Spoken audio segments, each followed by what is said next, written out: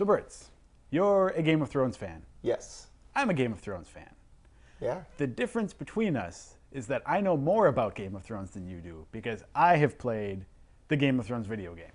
The reason we're sitting here right now is so I can talk to you about that video game so you can know everything important in it and that you don't need to play it yourself. I guess my first question would be, is this game more tied into the film or the TV show by HBO, or does it feel more like in vibe with the books? It's not all of the locations directly from the show. But with that being said, they do have some characters from the show that make an appearance. So like Cersei's there, Varys is there, and Jorah Mormont, the old bear at the wall. So what's the setup? You're not playing through the TV show or the events of the books or anything like that. It's kind of a side story, right? Right. It starts a little bit before the first book starts. So Jon Arryn is still alive at the outset of the game.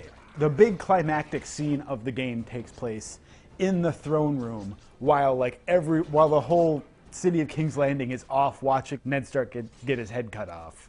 Tywin Lannister gave the order to Mors to go and kill Princess Elia and her kids, so like Rhaegar's wife and Rhaegar's kids. That was the baby that was smashed against the wall, right? Right, Yeah. right. Tywin gave Mors this order, and Mors refused it. So then Gregor Clegane went and did the dirty work. But because of that, and these are all of the sort of late game revelations that you're getting, is that because he didn't do that, Tywin then ordered Alistair, who was Mors' good buddy back then, to go and kill Mors' wife and family after Mors took the Black and went to the Wall as sort of a, you don't refuse an order from Tywin Lannister kind of thing. So Alistair and his bastard half-brother, who is now trying to marry his sister, back in 15 years in the past or whatever, they went and killed Mors' family. This comes to light at the very, very end of the game. You kill your half-brother, and he does the so you never told him, did you, Alistair? She was so.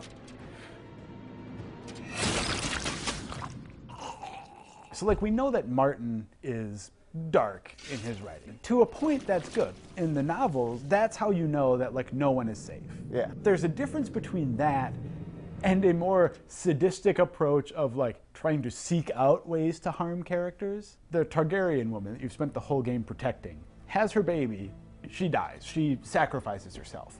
Alistair's sister, who he's, trying to rule his hometown with, oh yeah, she just gets her head chopped off. She just gets nothing ever goes right for these characters, all the way up to the very end. I mean, it's really a sort of grim setup for the final battle, where it's two best friends who have to kill each other because one of them has just done something horrible to the other and lied to him about it for years. Each of whom has already lost everything. Yeah, exactly. Yeah, none of them have anything more to lose, so they're just killing the last friend they have. And then after that, all of the endings that spring from those choices are just depressing. And one of them, Alistair kills Mors and then ends up giving the child to Cersei as a sort of show of good faith, to be look, hey, can I have my house back now because I did what you wanted? And she's like, yeah, okay. So then you're lord of River Spring like you always wanted, except you hate being a lord and all these people want stupid things from you. And it just ends, the final shot of him is him looking at the fire with a noose in the background. And he's just gonna hang himself. The end. So what's the takeaway for a fan of the series? Is there anything that you really felt oh, they colored something new that I did not know about this world? Not really. I mean, there's nothing that's brand new. I will say, I do like the sequences up at the wall. I mean, I think the wall it doesn't look exactly like it looks in the show, for instance, but that area, I've always sort of liked the sort of stark cold, the sort of wild, the forest and stuff around in that area.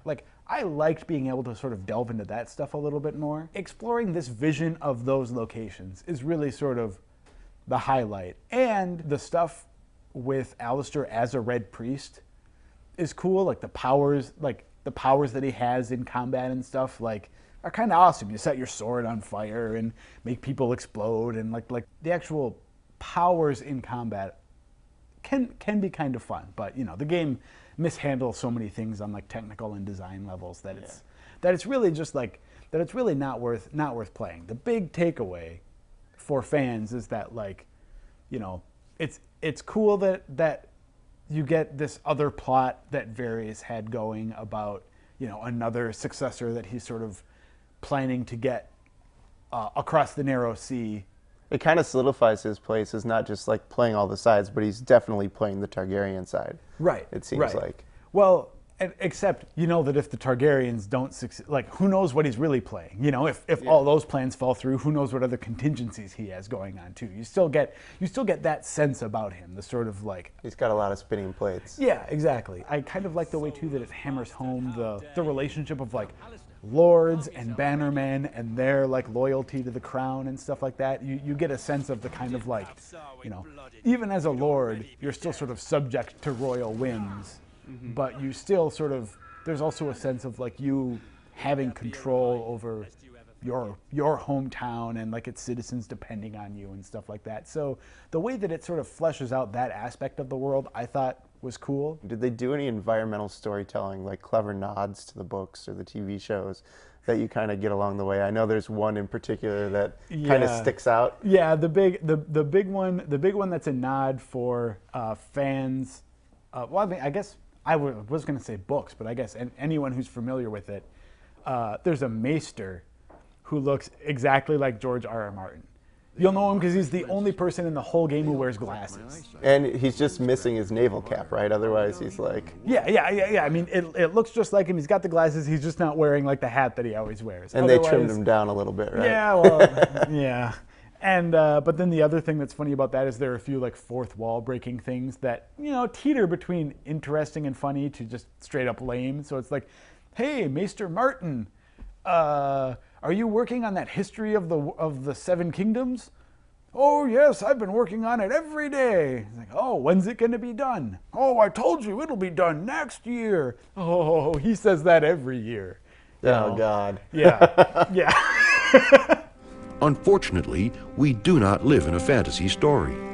So you can just sort of save those 25 hours or so and put it towards a game that's more fun. Max Payne 3, here I come, I guess.